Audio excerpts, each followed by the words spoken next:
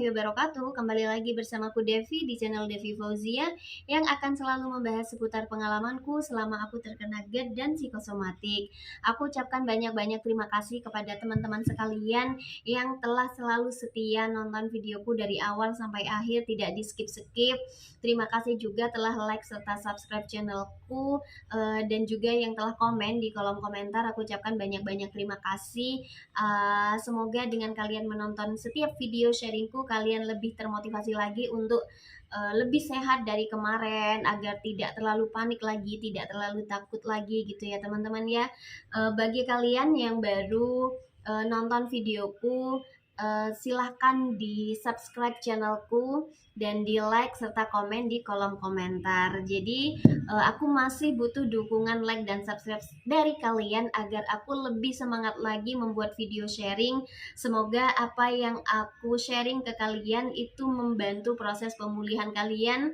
Meskipun di sini aku fungsinya bukan dokter atau psikiater, aku hanya pejuang GERD dan psikosomatik yang dulu pernah merasakan sensasi-sensasi yang kalian rasakan, hingga pada akhirnya sekarang alhamdulillah aku lebih better dari sebelumnya, sangat-sangat better. Jadi aku sharing ke kalian beberapa upaya yang aku lakukan untuk mengatur pola makan, pola hidup, serta pola pikir.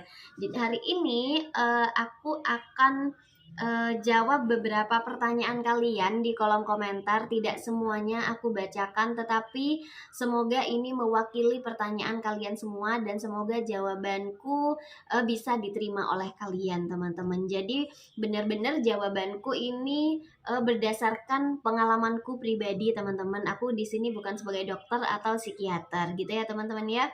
Yang pertama ada pertanyaan dari Kak Naya Husna 5689. Kak Naya nanya, pengen aktivitas lagi tapi lambung masih sering kambuh, dada masih panas, masih kelingan, terus kadang pindah, sakitnya nyeri dada kiri dan kanan bergantian. Nah, aku sudah sharing beberapa sensasi yang aku rasakan ya, dan ini semua aku rasakan dulu waktu awal-awal aku kena GERD dan psikosomatik.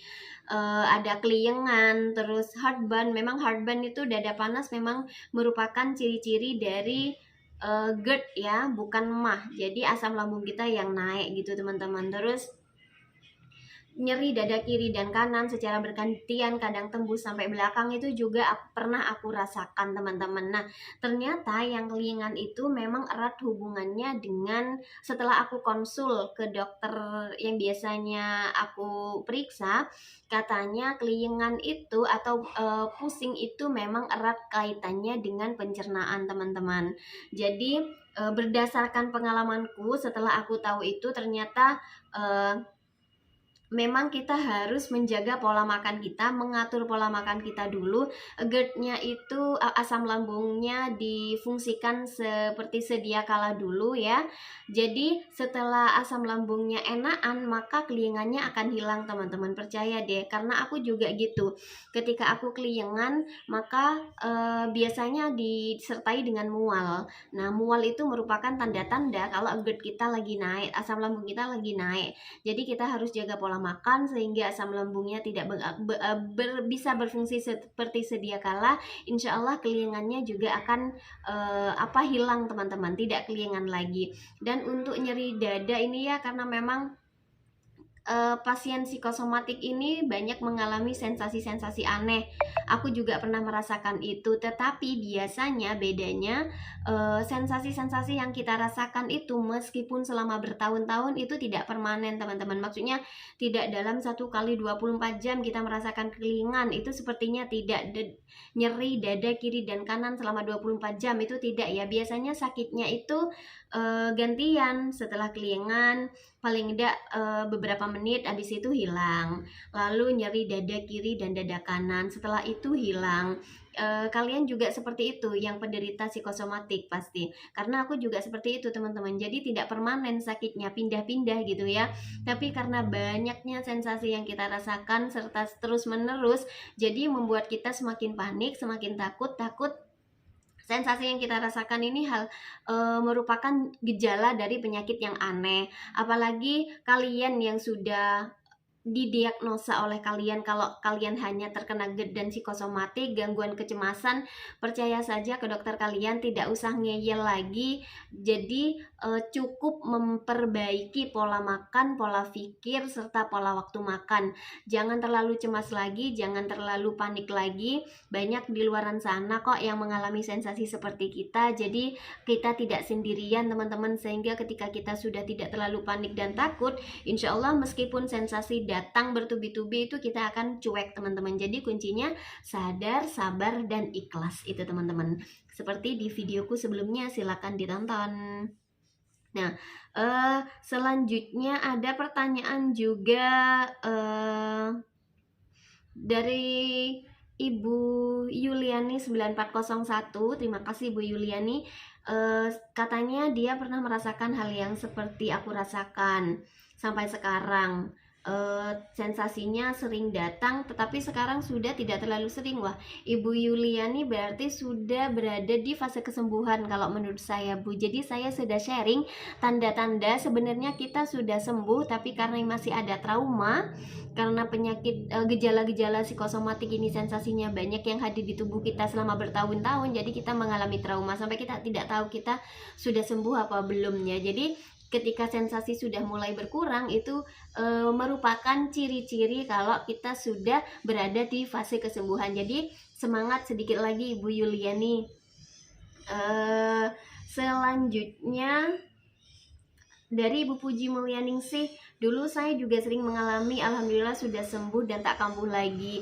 Ibu Puji Mulyani bisa sharing apa metode-metode apa yang dilakukan sehingga bisa sembuh 100%.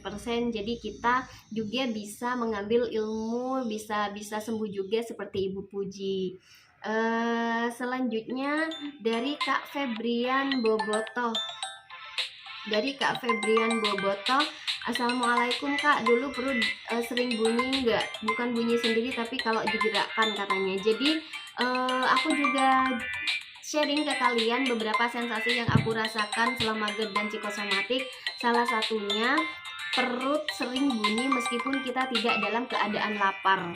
Nah, itu mungkin saja terjadi karena memang pencernaan kita lagi terganggu teman-teman. Pencernaan kita sedang tidak berfungsi seperti semestinya. Jadi dulu aku meskipun sudah makan atau dalam keadaan lapar, perut itu sering bunyi dan itu tidak apa-apa.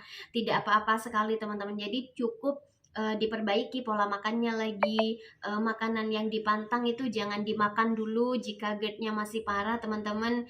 Jadi benar-benar melakukan 4P, pola makan, menjaga 4P, pola makan, pola hidup, pola pikir, sama pola waktu makan. Pola waktu makan ini juga penting teman-teman untuk pasien GERD dan psikosomatik, apalagi yang GERD-nya sekarang lagi parah-parahnya gitu. Jadi itu adalah beberapa pertanyaan dari teman-teman. Semoga selanjutnya aku bisa sharing atau bisa menjawab ya pertanyaan-pertanyaan kalian. Mohon maaf bagi teman-teman yang belum sempat aku balas komentarnya, tapi insya Allah jika ada waktu aku akan balas semuanya. Jadi itu video sharing dariku hari ini menjawab pertanyaan-pertanyaan kalian. Semoga apa yang aku sampaikan itu bermanfaat untukku pribadi dan untuk kalian semuanya yang sekarang terkena GERD dan psikosomatik. Jadi di sini aku sebagai memfungsikan diriku sebagai teman sharing kalian agar kalian tidak merasakan sendiri, agar kalian ada teman untuk bercerita gitu ya teman-teman ya. Karena memang penderita psikosomatik ini memang butuh teman. Kita senang ketika ada yang mendengarkan kita. Jadi biasanya rasa cemas dan rasa takutnya lebih berkurang teman-teman. Jadi itu video sharingku kali ini. Tetap semangat, tetap optimis, semangatnya ditambah lagi untuk sembuh. Jadi dikontrol lagi pola pikirnya, jangan terlalu takut. Meskipun susah, tapi aku yakin kita semua bisa melawan rasa takut dan rasa cemas. Tetap 4P-nya dijalankan bagi yang sedang parah-parahnya ya teman-teman ya. Sekian video dariku. Assalamualaikum warahmatullahi wabarakatuh.